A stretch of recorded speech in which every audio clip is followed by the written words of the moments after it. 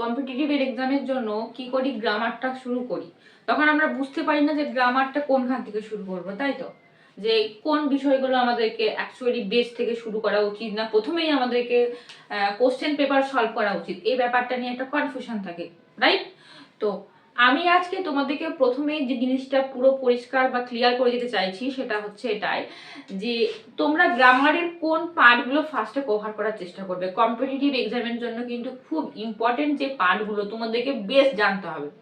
তুমি যদি প্রথমে গিয়ে কি করো, কোশ্চেন পেপার সলভ করার চেষ্টা করো, সেটা কিন্তু তোমার ক্ষেত্রে তাও, কারণ তুমি যদি বেসটা না জানো তুমি কিন্তু কোশ্চেন পেপার সলভ করতে পারবে না। তাই গ্রামারের বেসটা জানা খুব দরকার। তো আমি আজকে বেসটা লিখে দিচ্ছি যে বেসটা তোমাদেরকে কভার করতে হবে, এবং তোমরা কভার করে যাও, তোমরা দেখবে গ্রামারটা খুব ভালো করে বুঝতে পারবে, ডেপথে ঢুকতে পারবে, ডেপথটা বুঝতে পারবে। ক্লিয়ার? বুঝতে পেরেছি সবাইকে? আচ্ছা, প্রথমে লিখেছি হেডিং দাও, সবাই হেডিং লেখো, basic English for competitive exam. Basic জিনিস জানতে হবে আমাদেরকে কম্পিটিটিভ এক্সামের জন্য, সে বেসিক ব্যাপারটা জানতে হবে। বেসিক একে চন্দ্র দুই পক্ষের মতন, অ কখের মতন ব্যাপার, বেসিক গ্রামারের বেসিক জানতে হবে। তাহলে প্রথমে লেখো গ্রামারের বেসিক কোনটা কোনটা লেখো, হেডিং বা গ্রামার বেসিক বলে। হয়েছে? লেখা হয়েছে তো? এবারে পরপর লিখে যাও, যেভাবে বলছি সেভাবে কিন্তু ফলো আপ করবে ইচ এন্ড এভরিওয়ান। ক্লিয়ার? ব্যাস এই পার্টটা বুঝতে পেরেছো সবাই? দেখো, subject verb object means, subject আমরা জানি, সাবজেক্ট মিন্স প্রথমে সাবজেক্ট কর্তা, তাই তো? নাউন প্রোনাউন সাবজেক্টে থাকে, তো সেই সাবজেক্ট বিষয়টা আমাদেরকে জানতে হয় প্রথমে, সাবজেক্ট। দেন আসে কি ভার্ব, সাবজেক্টের পরে ভার্ব একটা থাকে, ভার্ব আমাদেরকে জানতে হবে, সাবজেক্ট ভার্ব এন্ড অবজেক্ট। প্রত্যেকটা সেন্টেন্সের মধ্যে সাবজেক্ট ভার্ব অবজেক্ট এই তিনটে ফর্মুলা আমাদেরকে অ্যাপ্লাই করতে হয়, ঠিক আছে? তো যাই হোক, এই তিনটে বিষয় এট ফার্স্ট আমাদেরকে ক্লিয়ার করতে হবে, সাবজেক্ট ভার্ব অবজেক্ট কি কি বিষয় কোথায় থাকে, কিভাবে আমরা ইমপ্লিমেন্ট করি সেটা জানতে হবে। আমাদেরকে গ্রামারটা কিন্তু প্র্যাকটিক্যালি বোঝা খুব দরকার, প্র্যাকটিক্যালি বুঝতে হবে গ্রামার, কারণ গ্রামার মুখস্থ করার বিষয় নয়। তাই ভালো করে রুলসটা বোঝো, কোন রুলসটা কিভাবে বুঝতে হবে সেটা প্র্যাকটিক্যালি বুঝতে হবে। যাই হোক, প্রথমে subject verb and object, clear? Then আসবে phrase and clause. Phrase and ক্লজটা খুব ভালো করে করে নিতে হবে, ফ্রেজ এন্ড ক্লজ খুব ইম্পর্টেন্ট। দেন আসবে সেন্টেন্স এন্ড কাইন্ডস। সেন্টেন্সের কাইন্ডস মানে সেন্টেন্সের যার তার যা ক্লাসিফিকেশন আছে এভরিথিং, সেটা আমাদেরকে সবাই কি করতে হবে, কভার করতে হবে। দেন আসবে কি tense. Tense is very important, so tense ছাড়া তুমি গ্রামার করতে পারবে না, তাই টেন্স তা রাখতেই হবে। ক্লিয়ার? বলতে পেরেছি? এবারে ভালো করে বুঝে নাও তাহলে কি হলো, সাবজেক্ট ভার্ব অবজেক্ট হলো, নেক্সট হলো সে phrase and clause, and the third one is sentence and kinds, and the final and the last one is tense. এটা হচ্ছে গ্রামারের বেসিক রুল। কম্পিটিটিভ এক্সামটা কভার করতে গেলে গ্রামারের বেসিক এই রুলসগুলো বা এই চ্যাপ্টারগুলো আমাদেরকে কি করতে হবে, কভার করতে হবে। ক্লিয়ার? বোঝাতে পেরেছি? আর এই যে জিনিসটা, এই phrase clause subject verb object sentence and kinds and tense, এইটার মধ্যে কিন্তু সমস্ত কোশ্চেন পেপারটা তুমি সলভ করতে পারবে। ডেপথে ঢুকতে গেলে তোমাকে কিন্তু এই জিনিসটা কি করতে হবে, প্রথমে সলভ করতে হবে। বলতে পেরেছি? এরপর নেক্সট যেটা তুমি কভার করবে সেটাতে আসবে রিডিং স্কিল। রিডিং মানে পড়া, মানে পড়তে হবে, তোমাদেরকে পড়ার অভ্যেসটা রাখতে হবে, কারণ পড়ার অভ্যেস না থাকলে কিন্তু তোমরা টেন্স যে ব্যাপারটা, যেটাতে তোমরা কি বলবো, তোমাদের টেন্স ব্যাপারটা বুঝতে চাইবে বা বুঝতে চাইছো, সেটা কিন্তু টেন্সের ব্যাপারটা পুরোটাই রিডিং থেকে আসে, তাই বোঝা গেল? তো শর্ট স্টোরিজ পড়বে, কমিক্স নোভেলস এগুলো পড়বে।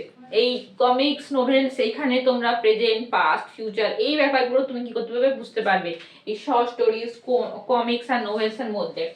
আর সব থেকে বেস্ট যেটা আমি মনে করি, ইংলিশ বই 6 থেকে 10 যে ক্লাসের বই, মানে ক্লাস 6 থেকে 10 যে বইগুলো হয়, টেক্সট বই বলো বা গ্রামার বই বলো, এই বইগুলো কি করো, একটুখানি পড়ো, দেখো। কারণ প্রথম কথা, আমরা হয়তো ভাবি যে লোয়ার স্ট্যান্ডার্ডের ক্লাসের বইগুলো আমাদের সেরকম কাজে লাগে না, কিন্তু ওইগুলো কিন্তু খুব কাজে লাগে। লোয়ার স্ট্যান্ডার্ডের ক্লাসের বইগুলোই আমাদের প্রধান ভিত, মেন ভিত, এটা হচ্ছে মেন কথা। এই ভিতটাকে শক্ত করতে গেলে আমাদেরকে লোয়ার স্ট্যান্ডার্ডের ক্লাসের বইগুলো কিন্তু একটুখানি দেখে নিতে হবে। তাই ইংলিশ বুকস পড়তে হবে 6 to 10 স্ট্যান্ডার্ডের, political book 6 to 10।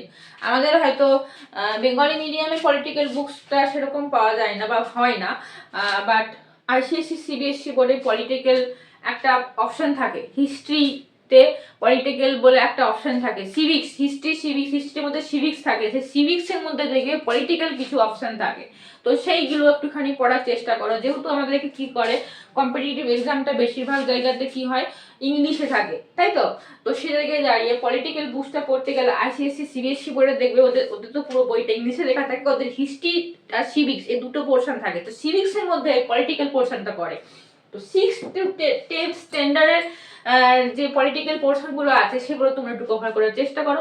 Either তোমরা হচ্ছে নেট দেখো, গুগল সার্চ করো, সেখান থেকে পাবে, কোনো সমস্যা নেই। কিন্তু পড়ার অভ্যেস রাখতে হবে, কারণ তুমি যত পড়বে তত তোমাদের ডেপটা ক্লিয়ার হবে, ডেপটা একদম কংক্রিট ডেপতে আসবে, বুঝা গেল। এগুলো কিন্তু বেস, এই বেসগুলো জানতেই হবে বাবা, নাহলে কিন্তু কোনোভাবে কোনো কিছু পসিবল না।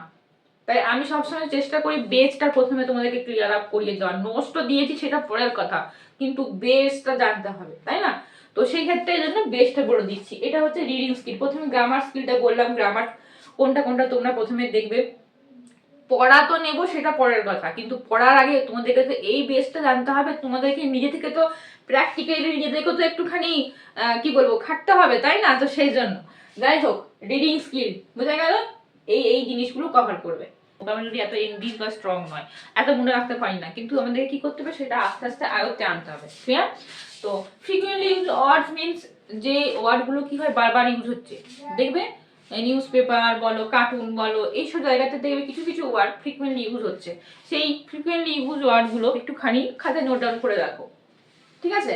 এই ওয়ার্ডগুলো একটুখানি খাতায় নোট ডাউন করে রাখো, চেষ্টা করো ব্যাপারটাকে একটুখানি মাথার মধ্যে একটুখানি মেমোরাইজ করার। আর ওয়ার্ড ফ্রম এনসিইআরটি মিনস আমরা হয়তো এই ব্যাপারটাকে অতটা ধাতস্থ করিনি বা করতে চাই না, but this is the very important. তো সেজন্য এই দুটো জিনিস তোমাদেরকে কিন্তু ক্লিয়ার করে রাখতে হবে। তো তোমাদেরকে আমি নোটস অলরেডি দিয়েছি, সেটা তোমরা সেইভাবে কিন্তু ফলো আপ করার চেষ্টা করো। আর এইটা তো গেল। আর সব থেকে বড় কথা, আমাদের যে পডকাস্ট চ্যানেলগুলো হয় না, অনেক জায়গাতে দেখবে তোমার কি বলবো কমিক স্টোরি এইগুলো একটুখানি কি করে তোমার দেখায়। এটা মনে রাখবে, দেখো লিখে দিচ্ছি, এখানে লিখে রাখবো। এই যে এইগুলোর সাথেও কিন্তু ওটা কিন্তু ইম্পর্টেন্ট, মনে রাখতে হবে, কিন্তু ওটা ছাড়া হবে না। লিসনিং স্কিল, মনে রাখার ক্ষমতা, লিসনিং, ক্লিয়ার? লিসনিং মানে বাবা শুনতে হবে, শুনতে হবে, না শুনলে কি করে হবে বলো? শুনতে হবে। আমি তখন থেকে বকে যাচ্ছি, তোমরা যদি হাফ শোনো হাফ কান দিয়ে বের করিয়ে দাও তাহলে কিন্তু আর কিছুই হবে না। বলবে ম্যাম পড়িয়ে দিয়ে চলে গেল আর আমাদের লাস্টে আর কিছুই হলো না, আমরা তো হাফ শুনলাম না, তাতে আমার কিছু হবে না। মান্থে লাস্টে তোমরা শুধু তোমাকে টাকাটাই দিয়ে যাবে আর লাস্টে আর কিছু তোমাদের কিছু হচ্ছে না। তো এইসব বললে হবে না, কিন্তু পড়াশোনাটা মন দিয়ে করতে হবে। লিসনিং স্কিলটা মনে রাখতে হবে। তুমি যত ভালো শ্রোতা তুমি তত একজন কি হতে পারবে, লিডার হতে পারবে। শ্রোতা হওয়াটা খুব দরকার।